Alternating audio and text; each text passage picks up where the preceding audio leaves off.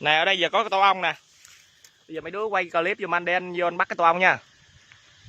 Là Nguyên hay Sơn nè, thằng nào cầm quay clip giùm anh này. Để em anh. Quay anh luôn nè. Rồi anh. Thấy chưa đó chưa? Rồi anh. Má đau quá.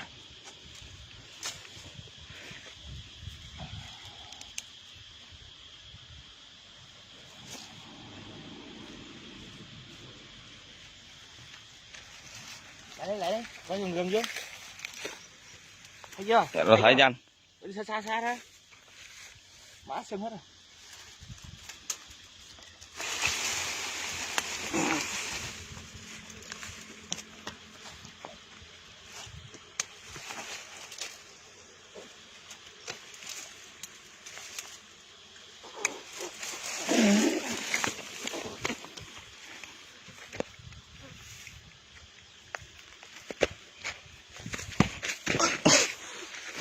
Chạy.